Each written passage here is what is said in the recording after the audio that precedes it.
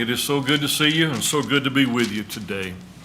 We have been talking for a while now about the matter of worship. We've had two lessons on worship out of 2 Corinthians chapter 3 and 2 Corinthians chapter 4. These are not sections that we often refer to regarding worship, but it is certainly there, and so we've spent a little time talking about it. And so what we want to do, what we really want to do, what we would like to do is advance the slide. That's what we would like to do. And one more time, thankfully we don't have a lot of advancing to do today. We'll just sit that right there. It's okay. It's not, I don't think it's hooked up right. So the first time we talked about worship out of chapter 3. And as you can see on the screen there, we talked about how worship glorifies you in a sense and then allows you to take that out into the world. Now that is an interesting concept for us, and it is one that the Apostle Paul brings up in chapter 3. If you're in 2 Corinthians, go back to chapter 3. We'll just quickly remind ourselves about it. 2 Corinthians chapter 3, the Apostle Paul is talking about how Moses went up on the mountain and was in the presence of God. Remember, his face shone as he came down the mountain. His face was all aglow because he had been in the presence of God. And Paul points out that, well, that faded away in verse 12 of chapter 3. Paul said, when Moses came back to the people, he put a veil on his face primarily, not because his face was so bright they couldn't handle it, but because the glory of God tended to fade away. And he didn't want the people to see that. He didn't want them to draw inappropriate conclusions from that. Paul said that's what happened to Moses, but that's not how it works for us. Verse 18 of chapter 3, the Apostle Paul says, "But we all, with unveiled face, beholding in a mirror the glory of the Lord, are being transformed into the same image from glory to glory, just as from the Lord the Spirit." When you and I come into the presence of God, we are re-energized with His glory. We absorb that to some degree, and then we reflect that into the world. That's the standard, that's the thing we're after. The first thing that pops into my mind when I talk about this is, but I don't always do that as I should. And so we talk about the matter of worship, doing better while we're worshiping Him so we can take that glory out into the world. It's not about you and I getting a really good feeling about ourselves when we're here. That's not it at all. That's not what Paul's talking about. What Paul is talking about is the same thing that happened to Moses. It is that when you come into His presence and you do that as you ought to do appropriately, you are changed. And that change sticks with you and follows you out into the world. And that's why doing it on a consistent basis is so valuable, because it continues to consistently change us, mold us into the image of God's Son, as Paul would say in Romans chapter 8. That's the first thing we talked about there out of chapter 3. Now, the next thing on the slide will be in chapter 4. What we talked about in chapter 4 is how when we do this consistently, we become to some degree impervious to this business of losing heart or becoming discouraged. We don't get discouraged as Christians because we worship God. We come into His presence and we are re-energized that way as well. Paul starts it in chapter 4 and verse 1. Look at what he says there. "Therefore, since we have this ministry, as we received mercy, we do not lose heart." He didn't say we seldom lose heart. He didn't say we mostly don't lose heart. He said we do not lose heart. Look down to verse 16, same chapter, verse 16. "Therefore, we do not lose heart." We don't do that. I was asked after services last week what I thought was a really good question. A young lady came up to me and she said, "Okay, I see what you say there. I see why you say it. Paul mentions it 2 times, but does that mean we don't ever get discouraged?" It's a good question. That's a question from somebody who was really listening. If you look at what Paul says in chapter 4, he had some discouraging moments. Look down at verse 8.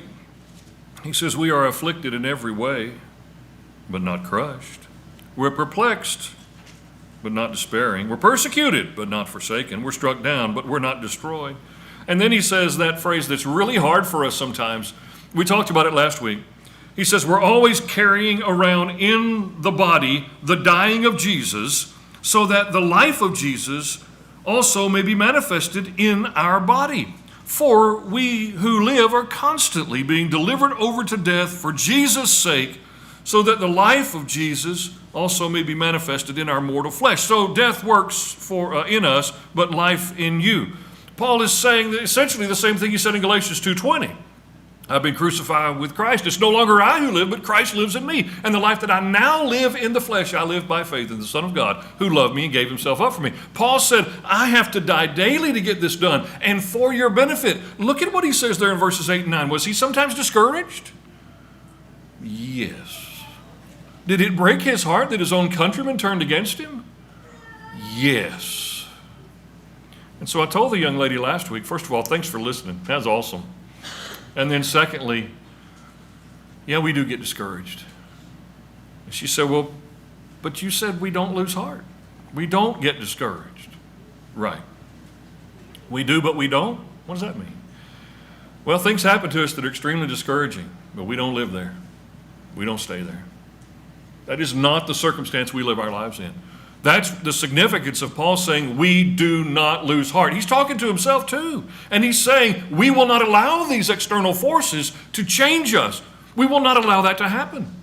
It is somewhat similar to what Paul said in Romans chapter 8, where he said there is no created force that can separate us from the love of Christ. Nothing created can separate us from the love of God. Are there things that try? Yes. Are there moments where we're not what we ought to be related to Christ? Yes. But nothing will separate us from him. We will not become discouraged, that is, to the point that we're not serving God. We don't lose heart. We have ups and downs and difficulties. We don't lose heart. The young lady followed all that up with a really tough one. She said, but what about real depression? Clinical depression. Yeah, that's a different animal. I want you to understand who Paul's talking to here. He's talking to people who have the choice, who have the ability to make the choice. People who can choose their attitude. If I'm in a circumstance where I cannot choose that, where I'm having medical issues beyond the ability to choose something, that's a different animal. That still has to be dealt with. We still have to do all we can with that. And we really have to be honest with ourselves about is it that or not. But that's a different discussion. Paul is talking to people who can make the decision to be what they need to be. It is no different, this command is no different from his expectation that we become Christians. There are some people who don't understand that because they can't understand that, because they don't have the capability to understand that. That's not who he's talking about. So some good questions about last week's discussion about worship. We worship so we won't lose heart. If I'm constantly losing heart, I need to do a better job worshiping my God, putting myself in his presence, letting his light shine in me, absorbing his glory so I can take it out into the world. And all of that takes us then to the end of chapter 4, where he says again in verse 16, we do not lose heart, but he acknowledges at the end of chapter 4 that things aren't always the way we want them to be. Read 16 and 17 with me. 2 Corinthians 4, 16 and 17. Therefore we do not lose heart, but though our outer man is decaying, yet our inner man is being renewed day by day. For momentary light affliction is producing for us an eternal weight of glory far beyond all comparison. Remember, we talked about this at the end of last week's discussion, and how he acknowledges the challenges and the difficulties and the changes of life and all of that. He says, but all of that really just points us more and more to God. When we see it as we ought, when we see this life waning, this life coming to a close, this life changing in ways that we don't like, when we see that, it makes us look more toward God. It doesn't discourage us and make us say, well, I can't. It doesn't draw us down where we can't do what we're supposed to do. It makes us want all the more to be with him. Verse 18, while we look not at the things that are seen, but the things which are not seen. For the things which are seen are temporal, but the things which are not seen are eternal. We make a decision about how we view life. Listen to me, the more we come into contact with God in worship, the more we do that, the more accurately we will see this life and the next, without regard to the difficulties and challenges we have to deal with. So that takes us to chapter 5 and the third thing we want to point out today. The third thing we want to point out today in chapter 5 is when we worship God, when we do it consistently, as we ought to do, it focuses us and it prepares us for eternity. We looked at verses 9 and 10. Therefore, we have as our ambition, whether at home or absent, to be pleasing to him, for we must all appear before the judgment seat of Christ, so that each one may be recompensed. That's a word we don't use very often. It's paid, settled up. That's what's going to happen at the day of judgment. We're going to settle up. May be recompensed for his deeds in the body according to what he has done, whether good or evil. When we come to worship God, we are reminded that we're not him, and that one day we're going to be judged by him. The judgment seat of Christ is a place we're all going to be. Every knee will bow. We will find ourselves there. Worshiping God causes us to think about that. But before we get to that, go back to the beginning of chapter 5, because chapter 5 is not a whole new thought. Chapter 5 picks up where chapter 4 left off. That's not surprising at all to you, is it? He has just told us that we have to live by faith, not by sight. We have to look at the things not seen. We have to see those things we can't see. We have to live life like that. Verse 1 of chapter 5, for we know that if the earthly tent, which is our house, is torn down, we have a building from God, a house not made with hands, eternal in the heavens. For indeed in this house we groan, longing to be clothed with our dwelling from heaven, inasmuch as we, having put it on, will not be found naked. For indeed, while we are in this tent we groan, being burdened, because we do not want to be unclothed, but to be clothed, so that what is mortal will be swallowed up by life. Now he who prepared us for this very purpose is God, who gave to us the Spirit as a pledge. Well, what in the world is all that about? You know what that's about. What he's saying goes all the way back to the middle of chapter 4, where he says we've got these problems and these challenges. And he goes from there to, and life is changing on us, and we can see the end coming, and we know it's out there. And our earthly tent, this body we possess while we're here on earth, it is decaying. It is not what it once was. That's just so. It changes. And Paul says that's okay. That's fine. Because what we really want is not a new body here that functions a little bit better. We want a body that's prepared for there. We want a body that suits us for eternity. That's what we're after. And so Paul says, the closer we get to God as we worship him and come into his presence, the more we think about what really matters here. And it's not here. What really matters is what's there. I love the way he phrases it in verse 5. God has prepared us to exit this life. God has prepared us to move from this one to the next one. Our worship of him, our coming together to honor him as God, reminds us that one day we're going to make that choice. One day that choice effectively is already going to have been made, and we're going to find ourselves either in his presence or not. That's going to happen. You think about all the time and money people spend trying to avoid the end here. When you know the end here is the beginning there, and it's better. It's a lot better. And Paul says, God's preparing us for this. Verse 6, therefore, being always of good courage. Now that is in contrast to this idea of losing heart and being discouraged. He says the same thing there. He just phrases it differently. We're not discouraged about this. Therefore, being always of good courage, knowing that while we are at home in the body, we're absent from the Lord. He says, while we're here on earth, we're not with him the way we really want to be with him. We know that.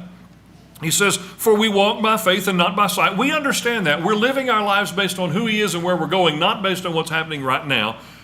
That is the standard. Do we always do that effectively? That's a good question for us to ponder. But he says that's the principle under which Christians live their lives. We're walking by faith and not by sight. Verse 8, we are of good courage again, he says, and prefer to be rather absent from the body to be at home with the Lord. Therefore, we also have as our ambition, whether at home or absent, to be pleasing to him. I want you to look back at verse 8. Don't answer out loud, but I want you to be really honest about verse 8. Look back at verse 8. Be really honest about that. Would you prefer to be absent from your current body and to be at home with the Lord? Just think about that one for a minute. I would suggest to you that we don't get there just like that. We don't get there overnight. And we don't get there with a casual attitude toward God, and we don't get there with a casual attitude toward worship. Paul was there. He'd rather go be with the Lord, but he knew he had work to do. He was hard-pressed between the two, going to be with the Lord or staying and working for the people of God. How do we feel about that, really down deep in our heart? Would we rather go be with the Lord? That's what Paul said. We prefer rather to be absent from the body, that is, get out of this life, and go be at home with the Lord. He said, but our ambition, our aim, some versions say, is whether we're here or there, we want to be pleasing to God. You see, worship focuses you on what is really important, on what really matters, and what lasts. I would suggest to you that if you're not worshiping God consistently, then you're not consistently keeping track of what really matters. It's hard to do it if we're not coming into His presence consistently. That's why He wants us to come into His presence consistently. He knows how we are. The more time I spend away from Him, the less I think about Him. He knows that. And so He tells us, here's how it needs to be for your life. Now, verse 10. We've looked at it. Let's read it again. For we must all appear before the judgment seat of Christ, so that each one may be recompensed for his deeds in the body, according to what he has done, whether good or bad. This verse has to be understood in its literal context, and then this verse also has to be understood in view of the grace of God, because it takes the grace of God to make this verse work. What he says is everybody's going to appear before the judgment seat of Christ. Everybody's going to be judged by Jesus. Everybody. And we're going to be judged not based on what somebody else did, not based on what my parents did, not based on what my children did, not based on what my friends did. We're going to be judged based on what we did in our body. We're going to be judged. And let me tell you how that's going to go. And I actually know how that's going to go. You ready? If it weren't for the grace of God, it wouldn't go very well at all for any of us. That's just how that goes. And I know that because Romans 3:23, all have sinned and fall short of the glory of God. I know that. I'm not guessing about that. You're not either. All have sinned and fall short of the glory of God. So how in the world are all going to stand before Him and be judged and have hope of being at home with the Lord, verse 8, if we know we're going to be judged based on the things we've done in the body? Well, it all gets back to Christ. It all gets back to the sacrifice that He made for us. But another thing this verse does, it's really, really important today, in our world, the spiritual world today that you and I operate in. Another thing this verse does is it establishes for us that we have a part to play in it. It's not just a grace matter. Christians don't walk around saying, well, I can live however I want to live, and the grace of God will take care of it because I'm a Christian, don't have to worry about it. This verse says, that's not how that works. We're going to be judged based on what we have done in the body. The grace of God does not negate judgment. The grace of God does not remove the moment of judgment. We need to understand that. The grace of God is not something that wipes out this meeting that you're going to have with God. It doesn't do that. You're going to be judged. I'm going to be judged based on what we have done in the body. And part of that is all have sinned and fall short of the glory of God. And another part of that is the grace of God intervenes to solve the problem I can't solve for myself.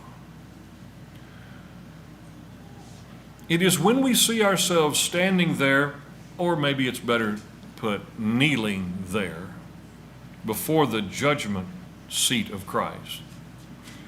When we see ourselves there, and we see how we measure up without God's grace, it is at that moment then that God's grace really becomes important to us, really matters to us.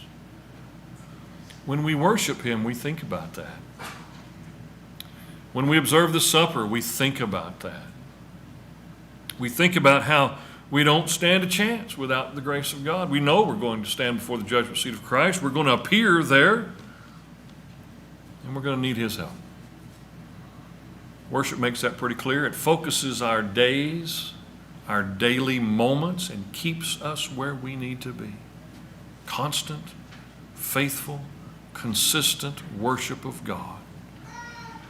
And it also makes us so things turn out well for us in that day. Well, there's one other thing that attaches to all of this. It doesn't merely focus you on eternity and prepare you to stand before the judgment seat of Christ. It focuses you and it prepares you to help other people as they appear before the judgment seat of Christ also. Paul gets into that. Look at verse 12, back to verse 11. Therefore, knowing the fear of the Lord, knowing that this is the circumstance, knowing that this is where we're all going to be, he says, we persuade men. Knowing it's like this, we have to help everybody else. We have to try to tell each other the truth about things and encourage each other toward heaven. We have to tell each other the truth about judgment. We have to tell each other the truth about God's grace. We have to help others. Constant, consistent worship causes us to see where we stand. It also causes us to have a tremendous desire to help others. And that's what Paul says. Verse 14, he says, for the love of Christ controls us. Having concluded this, that one died for all, therefore all died, and he died for all, so that they who live might no longer live for themselves, but for him who died and rose again on their behalf. It's not about me anymore, and it's not about you anymore. It's about God and his people. That's the way we live our lives. And coming into his presence consistently to worship him causes us to remember all that.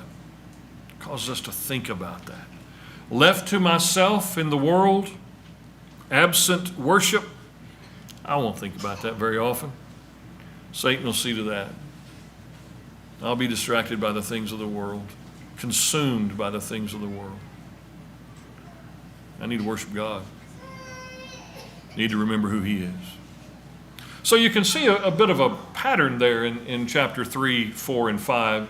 In chapter 3, you absorb his glory. You reflect that out into the world. In chapter 4, you are refreshed and encouraged. You don't get down and stay there. You don't let the difficulties of life cause you to be paralyzed. And then in chapter 5, you're pointed toward eternity. You're focused on eternity and taking as many people with you as you can. That becomes your focus. I ran across an episode of the Andy Griffith Show not too long ago. Last week I was watching.